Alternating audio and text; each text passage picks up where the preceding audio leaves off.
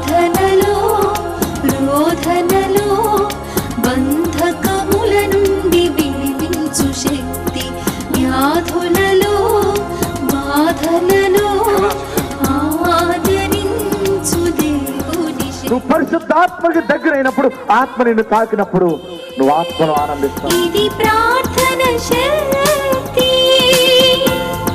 ప్రార్థన శక్తి, ఇది ప్రార్థన శక్తి. నిరాశ నిస్పృహలెన్నున్నా అశాంతి ఆపదలైనను, నిరాశ నిస్పృహ. నిజముగా నువ్వు బ్రతుకును మార్చుకుంటే ఈ రోజు ఉండే లెక్క పెట్టుకుంటావు. ఆశీర్వాదాలు వస్తాయి. ఈనాడు విమోచింపబోచున్నాడు యేసు ప్రభువు, ఈనాడు విమోచింపబోచున్నాడు. ఆకాశమందున్న మన దేవుడు మన ప్రార్థన ఆలకించును. ఆకాశమందున్న మన దేవుడు మన ప్రార్థన ఆలకించును. ప్రార్థన ప్రార్థన ఇది ప్రార్థన శక్తి, ప్రార్థన ప్రార్థన ఇది ప్రార్థన శక్తి, ఇది ప్రార్థన శక్తి, ఇది ప్రార్థన శక్తి. తైలాభిషేకారాధన ప్రజలకు ముఖ్య గమనిక. దయచేసి ముందు రోజు ఎవరు ప్రార్థనకు రావద్దు. ఏ రోజు తైలాభిషేక ఆరాధనకు ఆ రోజు మాత్రమే రావలెను గమనించగలరు. ప్రార్థనాశక్తి తైలాభిషేక ఆదివారపు ఆరాధన సమయం ఉదయం 8:30 గంటల నుండి. స్థలం వైస్రాయ్ గార్డెన్స్, జుబ్లీ బస్టాండ్ ఎదురుగా, సికింద్రాబాద్. ప్రార్థనాశక్తి తైలాభిషేక ఆరాధన ప్రతి నెల 2వ బుధవారం. సమయం ఉదయం 9 గంటల నుండి. స్థలం airport road, quarry market, Renuka apartment దగ్గర, రాజమండ్రి. ప్రార్థనాశక్తి తైలాభిషేక ఆరాధన ప్రతి నెల 2వ గురువారం. సమయం ఉదయం 10 గంటల నుండి. స్థలం సుబ్బలక్ష్మి కళ్యాణ మండపం, railway new colony, Srikanya theatre, Visakhapatnam. Yesayya నామములో మీకు వందనాలు తెలియపరుస్తా ఉన్నాను. ప్రియులారా, ఈ దినం కొరకు దేవుడు సిద్ధపరిచిన వాగ్దానాన్ని మనం ధ్యానం చేసుకుందాం. కీర్తనల గ్రంథము 147వ అధ్యాయము 13వ వచనాన్ని మనం ధ్యానం చేసుకుందాం. కీర్తనల గ్రంథము 147వ అధ్యాయము 13వ వచనం. సామ్స్ 147 వర్స్ 13లో ఆ వాక్యాన్ని చదువుతున్నాను. మీరు కూడా నాతో కలిసి ధ్యానించగలరని తెలియపరుస్తూ ఉన్నాను.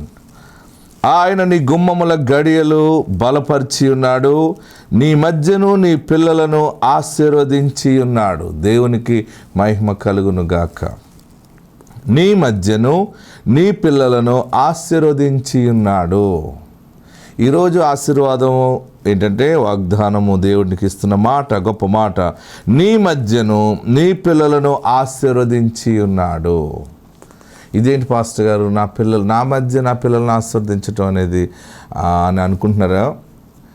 దేవుడు నీకు ఇచ్చిన గర్భఫలము ఇంకా స్థిరపడలేదు, లేకపోతే నా బిడ్డ మంచి భవిష్యత్తులో లేడు, లేకపోతే ఒక జాబులో సెటిల్ కాలేదు, నా బిడ్డ ఇంకా పిల్లలు కలగలేదు, ఫ్యామిలీగా సెటిల్ అవ్వలేదు, నేను చూస్తానా, నా ఆరోగ్య పరిస్థితులు అటు ఇటు ఉంటున్నాయి, ఏమో వాళ్ళు ఎలా బ్రతుకుతారో, నేను ఉన్నంత వరకు వీళ్ళ కోసం ఇంత కష్టపడుతున్నాను, నేను లేనప్పుడు వీళ్ళు ఎలా బ్రతుకుతారు, రకరకాల ఆలోచనలు చేస్తున్నారేమో. దేవుడిస్తున్న మాట ఏంటంటే, నీవు చూస్తుండగానే నీ పిల్లలు ఖర్జూర వృక్షం వలె గొప్పగా గెలలుగా ఆశీర్వదించబడటం నువ్వు చూస్తావు. ఒలీవ మొక్క వలె నిత్య జీవం కలిగినటువంటి స్థితిలో ఆరోగ్యము, ఆశీర్వాదము, సౌందర్యవంతులుగా ఉండటం చూస్తావు. ఫైనాన్షియల్గా ఆశీర్వదించబడటం నువ్వు చూస్తావు. వారు దీర్ఘాయుష్షు కలిగి గొప్ప సాక్షులుగా నిలబడటం నువ్వు చూస్తావు. ఎందుకంటే నీవు చూస్తూ ఉండగానే, నీవు చూడటం కూడా వృద్ధాప్యంలో కాదు, నీవు బలముండగా, ఆరోగ్యం ఉండగా వెంటనే నీ పిల్లలు ఆశ్చర్యకరంగా అభివృద్ధి పొందటం నువ్వు చూస్తావు. వారు రక్షణ పొందటం నువ్వు చూస్తావు. వారు అనేక మంది సేవకులను పిలిచి, మిషనరీలను పిలిచి అనేక మందికి సువార్త చెప్పేలాగా వారికి ధనము ఖర్చు పెట్టి, వారి యొక్క సహాయం అంతా కూడా వారికి ఇచ్చి సేవ విషయంలో కంకణం కట్టుకుని దేవుని పని చేయటం అనేది నువ్వు చూస్తావు. దేవుడు నీతోనే మాట్లాడుతున్నాడు. నీ మధ్య నీ పిల్లలను దేవుడు ఆశీర్వదించుతున్నాడు. ఏమో తెలివి లేదు, ఎలా బ్రతుకుతాడో తెలివి లేదు, నా బిడ్డకి పెళ్ళి అవుతుందా, పెళ్ళి చేయగలనా, ఒకవేళ ప్రాబ్లమ్స్ ఉన్నాయి హెల్త్ పరంగా, పిల్లలు పుట్టే అవకాశం లేదంటున్నారు, పిల్లలు నేను చూస్తానా, మనవాడిని ఎత్తుకుంటానా, మనవరాలను ఎత్తుకుంటానా, రకరకాల ఆలోచనలు నీకు ఉండొచ్చు. కానీ నీ మధ్య దేవుడు నీ పిల్లలను ఆశీర్వదించుచున్నాడు. పిల్లలు ఫలించడం నువ్వు చూస్తావు. ఆ చంటి బిడ్డలను ఎత్తుకుని సాక్ష్యం చెప్పి దేవుని గణపరుస్తావు. నా బిడ్డకి ఇల్లు లేదు, నా బిడ్డకి అది లేదు, ఇది లేదు, అక్కడ భయంకరంగా శోధన పడుతుంది, ఎలా ఉంటుందో ఒంటరిగా, ఎలా ఉంటాడో ఒంటరిగా, ఎవరిని పడితే వాళ్ళని నమ్ముతాడు, నా బిడ్డ ఎవరు పడితే ఎవరికి చెప్తుంది నమ్మి మోసపోతాడేమో, అమాయకుడు, అది ఇది అని అనుకుంటావు కదా. దేవుడు నీ మధ్య నీ పిల్లలను ఆశీర్వదించుచున్నాడు. ఏ దుష్టుడు కూడా నీ పిల్లలను పాడు చేయకుండా వారి చుట్టూ ఒక కంచె దేవుడు వేస్తూ ఉన్నాడు. వారు ఎక్కడున్నా దీవెనకరంగా వర్ధిల్లుతారు. భయపడకు, నీ ప్రార్థన దేవుడు ఆలకించాడు, నీ యొక్క దుఃఖాన్ని దేవుడు చూశాడు. అందుకనే నీ బిడ్డలు ఆశీర్వదించబడటం నువ్వు చూస్తావు. నీ బిడ్డలతో కలిసి ప్రభువుని స్తుతిస్తావు. ఆత్మ నీకు తోడుండును గాక. God bless you. Hallelujah, hallelujah. వాక్య భాగంలోకి వెళ్దాం ప్రియులరా. కొద్ది నిమిషాలు దేవుని యొక్క వాక్యాన్ని మనం ధ్యానం చేసుకుందాం. పరిశుద్ధ గ్రంథంలో ఉన్నటువంటి ప్రకటన గ్రంథము 14వ అధ్యాయంలో 4వ వచనం అండర్లైన్ చేసుకోండి. వీరు స్త్రీ సాంగత్యమున అపవిత్రులు కాని వారును. రెండవది అందులోనే వీరు స్త్రీ సాంగత్యము ఎరిగిన వారునై ఉండి. ఒక్కొక్క పాయింట్ కింద మనం దీనిని నేర్చుకుందాం. సంగమా, శ్రద్ధగా వాక్యములోనికి మీరు ధ్యానం చేయండి. స్త్రీ సాంగత్యం చేయని వారని 1,44,000 మంది, 144,000 మంది. బాగా గమనించండి. ఎంతమంది టోటల్గా? 1,44,000 మంది. వీరు సింహాసనం ముందున్నారు. రెండవది 4 జీవుల ముందున్నారు. మూడవది పెద్దల ముందు నిలబడ్డారు. వీరెవరు? ఈరోజు మనం నేర్చుకుంటూ వాక్యంలోకి వెళ్తున్నాం. వీరెవరంటే మనం ఏం తెలుసుకున్నాం? వారు యూదులు, వారు ఇశ్రాయేలీలని చరిత్ర చెప్తా ఉంది. కానీ ఎవరు యూదులు అని మనం చూసినప్పుడు పరిశుద్ధ పౌలు రోమీయులకు రాసిన పత్రిక 2:28లో రాసినట్టుగా, బాహ్యమందు యూదుడైన వాడు యూదుడు కాడు, అంతరంగమందు యూదుడైన వాడే యూదుడని చాలా క్లియర్ కట్ గా తెలియపరిచాడు. అంతరంగమందు సున్నతి చేయబడటం, బాహ్యమందు సున్నతి చేయబడిన వాడు యూదుడు కాడు. బాహ్యమునకు యూదుడైన వాడు యూదుడు కాడు. రోమీయులకు రాసిన పత్రిక 2:28 యూదుడైన వాడు యూదుడు కాడు. శరీరమందు బాహ్యమైన సున్నతి కాదు, బాహ్యమందు సున్నతి కాదు. అయితే అంతరంగమందు యూదుడైన వాడే యూదుడు. మరియు సున్నతి హృదయ సంబంధమైనదై. చూడండి, సున్నతి హృదయ సంబంధమైనదై ఆత్మయందు జరుగునే గాని అక్షరము వలన కలగదు. ఆమేన్. హల్లెలూయా, హల్లెలూయా. అంటే హృదయపూర్వకముగా యేసుక్రీస్తుని అంగీకరించిన వాడు, పాపములను ఒప్పుకున్నవాడు, పాపాన్ని ద్వేషించిన వాడు, క్రీస్తుని హత్తుకున్నవాడే నిజమైన యూదుడు. ఆమేన్. ఈ 1,44,000 మంది, 144,000 మంది వీరు అనింద్యులు. వీరి నోట అబద్ధము లేదు. అనింద్యులు అంటే చెప్పారు ఏంటి? అనింద్యులు అంటే చెప్పండి. ఫస్ట్ పాయింట్, అబద్ధం ఆడని వారు, నీతిమంతులు, నిజాయితీ పరులు, ఎదుటి వ్యక్తి మీద నింద మోపని వారు, సౌందర్యవంతులు, ఇంకా అన్ని మంచి లక్షణాలు ఉన్నవారు, జాలిగల మనసు ఉంటుంది, జాలి గల రూపం ఉంటుంది. వీళ్ళకి ఇన్నోసెంట్ లాగా ఉంటారనమాట. అయితే వీరు స్త్రీ సాంగత్యము ఎరిగిన వారు, స్త్రీ సాంగత్యము తెలియని వారు. ఈ అంశం మీద మనం నేర్చుకున్నది ఏంటంటే, వివాహము అపవిత్రమైనది అనే సిద్ధాంతం మీద కొందరు బోధలు బోధిస్తుంటే, వివాహము పవిత్రమైనదా, వివాహము అపవిత్రమైనదా అని మనం తెలుసుకున్నాం. వివాహ వ్యవస్థ దేవుడే ఆలోచన చేశారు, దేవుడే వివాహమును జరిగించారు. నరుడిలో నుండి ఎముకను తీశాడు, స్త్రీగా నిర్మించారు. మరల వారిద్దరిని ఏదైనా తోటలో ఉంచాడైనా. మరల తర్వాత 2వ అధ్యాయంలోకి వచ్చినప్పుడు పురుషుడు తన తల్లిని తండ్రిని విడిచి భార్యను హత్తుకును, వారు ఏక శరీరమై ఉంటారు అని ఆ అంశాన్ని మనం ధ్యానం చేసుకున్నాం. అయిపోయిన విషయాలు మరలా మీకు ఎందుకు రిపీట్ చేస్తానంటే, మరలా మీరు గమనించుకోండి. ఈ రోజు కొత్తగా వచ్చిన వారు గమనించండి. తర్వాత యేసు ప్రభు వారు సువార్తల్లో మొట్టమొదటిగా ఆయన వివాహమునకు వెళ్ళి అద్భుతము చేశాడు. వివాహమును నిషేధించువాడైతే యేసు ప్రభు వారు వివాహమునకు ఆయన పోరు. వివాహానికి వెళ్ళి అక్కడ అద్భుతమే చేసి వారందరినీ సంతోషపెట్టాడంటే, వివాహ వ్యవస్థ అంటే ఎంత గొప్పదో, ఎంత గొప్పగా ఆయన ఆనర్ చేశారో అక్కడ అర్థమవుతా ఉంది. ఇంకా సువార్తల్లో పెండ్లి గురించి, వివాహము గురించి ఎన్నో మాటలు ఆయన మాట్లాడారు. ప్రకటనలోకి వెళ్తే గొర్రెపిల్ల వివాహ మహోత్సవం అని దానితో ఆయన పోల్చి మాట్లాడుతూ ఉన్నారు. అంటే ఈ విషయాలను బట్టి వివాహము పవిత్రమైనది అని మనం తెలుసుకున్నాం. ఆమేన్. వివాహం ఎలాంటిది? వివాహము పవిత్రమైనది. అందుకనే దీనిని పరిశుద్ధ వివాహం అంటారు. పెళ్లికి శుభలేఖలు ఏమంటారు? రాస్తారు పరిశుద్ధ వివాహం. హల్లెలూయా, హల్లెలూయా. గట్టిగా హల్లెలూయా చెప్పండి. వివాహము పరిశుద్ధముగా ఉండాలి. హల్లెలూయా, హల్లెలూయా. వాక్యానుసారమైన పునాదిలో మనం ఉండాలి. వాక్యానుసారమైనటువంటి స్థితిని కాపాడుకుంటేనే నీవు దేవుని రాజ్యము చేరుతావు. హల్లెలూయా, హల్లెలూయా.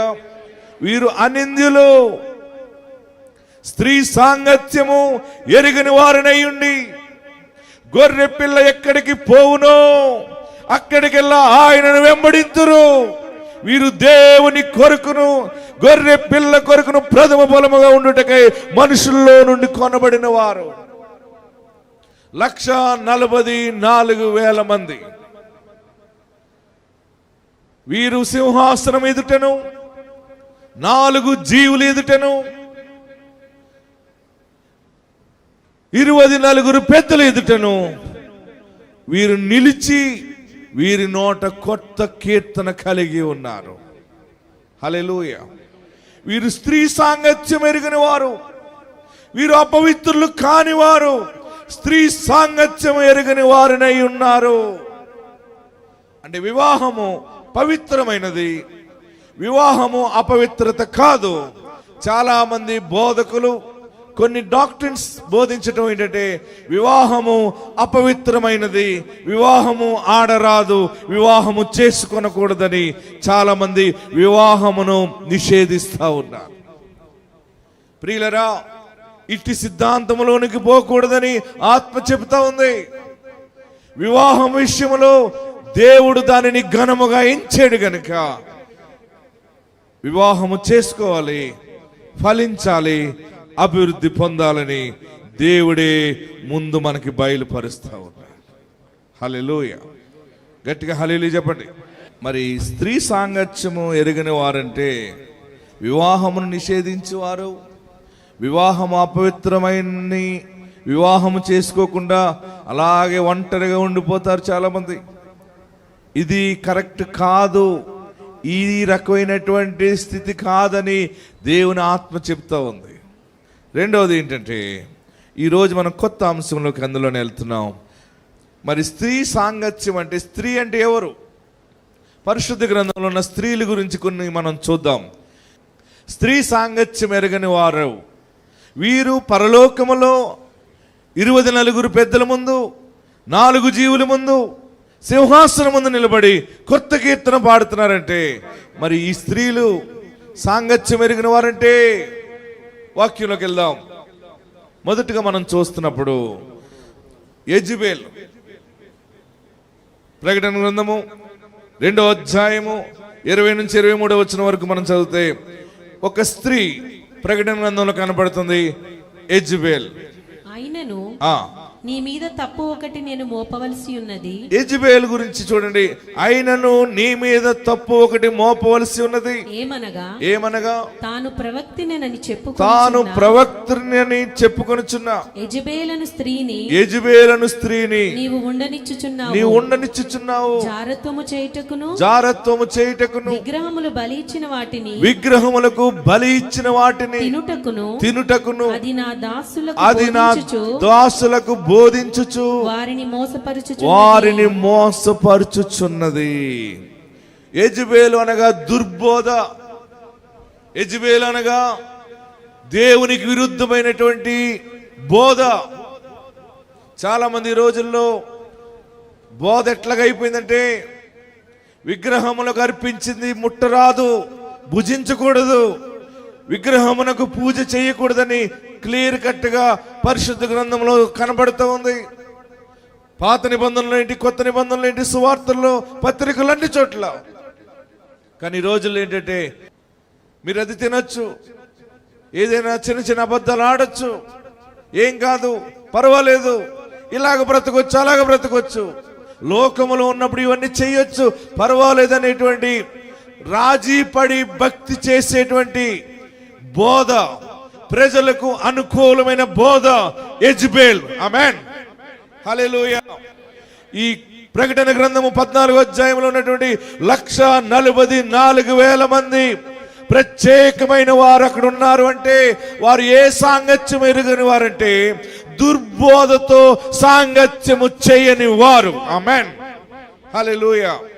కఠినమైన బోధకి లోబడిన వారు, యాంటీ క్రైస్ట్ యొక్క దుర్బోధకి లోబడకుండా వారు పవిత్రతను కాపాడుకున్నవారు, వారు అనింద్యులు, 4 జీవులు ఎదుట నిలబడిన వారు.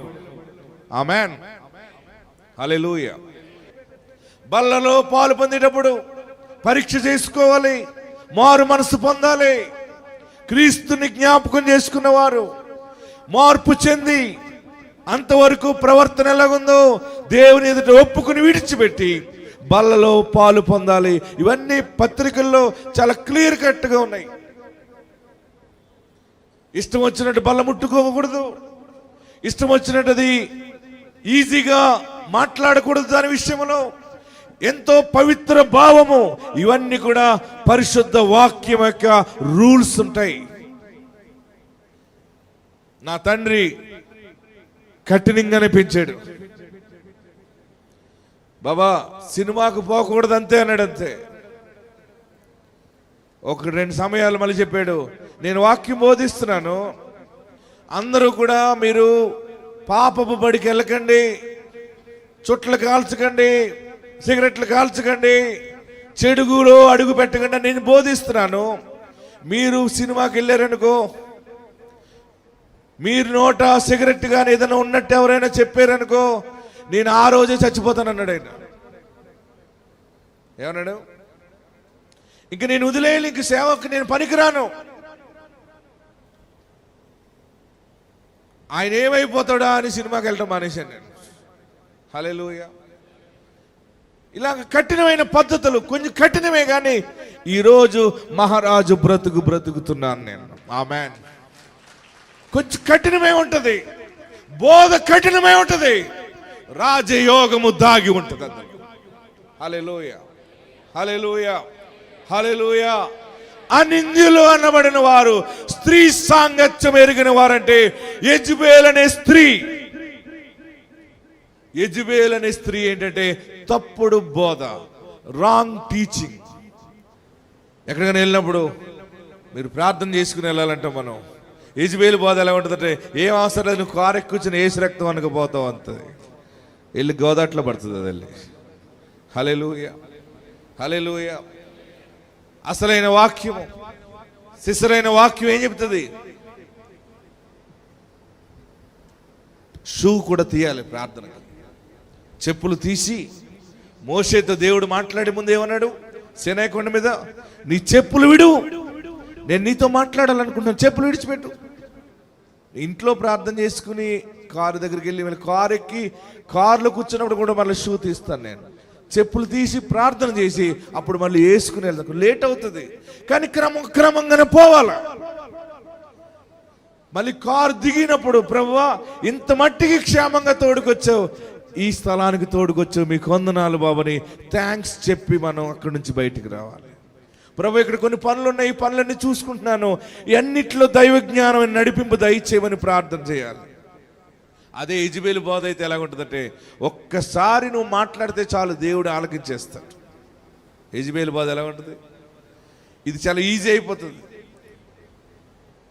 అన్ని నిన్ను క్షమించేసాడైనా అసలు ఇంక నువ్వు పాపివే కాదు అంటే ఇంకా చాలా బాగుంటుంది. ప్రతిరోజు పరీక్ష చేయబడాలి. ప్రతిరోజు దైవ భయం కలిగి జీవిస్తే నీవు 4 జీవులు ఎదుట నిలబడతావు, 24 పెద్దల ఎదుట నిలబడతావు, సింహాసనం ముందు నిలబడతావు, నీ నోట కొత్త కీర్తన ఉంటుంది. ఆమెన్. ప్రియులరా, వాక్య భాగంలోకి మనం వెళ్తే చూడండి, ప్రకటన గ్రంథం 17వ అధ్యాయము 3వ వచనం ఒకరు చదవండి. Revelation chapter 17 verse 3. అప్పుడతడు ఆత్మవశుడనైన నన్ను అరణ్యమునకు కొనిపోగా దేవదూషణ నామములతో నిండుకొని 7 తలలను 10 కొమ్ములను గల ఎర్రని మృగము మీద కూర్చుండి ఉన్న ఒక స్త్రీని చూచితిని. ఆ స్త్రీ ధూమ్ర రక్త వర్ణము గల వస్త్రమును ధరించుకుని బంగారముతోను రత్నములతోను ముత్యములతోను అలంకరింపబడినదై హేయమైన కార్యములతోను తాను చేయుచున్న వ్యభిచార సంబంధమైన అపవిత్ర కార్యములతోను నిండిన యొక్క సువర్ణ పాత్రను తన చేత పట్టుకొని ఉండెను. ఈమె ఒక స్త్రీ, ఇది బాబేలు అను స్త్రీ. ఆమేన్, హల్లెలూయా. అక్కడ ఏమో రాశాడు కింద? దాని నొసట. చూడండి, ఆ స్త్రీ నొసట ఏమని రాయబడింది? మర్మము భూమిలోని హేయమైన వాటికి తల్లి అయిన మహాబబులోను. ఆమేన్. అంటే ఇక్కడ ఈ స్త్రీ ఎవరంటే తప్పుడు మతం అని రాసుకోండి. ఏంటి? ఏ మతం ఇది? తప్పుడు మతం. ఎవరు ఎప్పుడు అంటే 144,000 మంది క్రీస్తు బోరధ్వనికి చూడండి సంఘం ఎత్తబడిన తర్వాత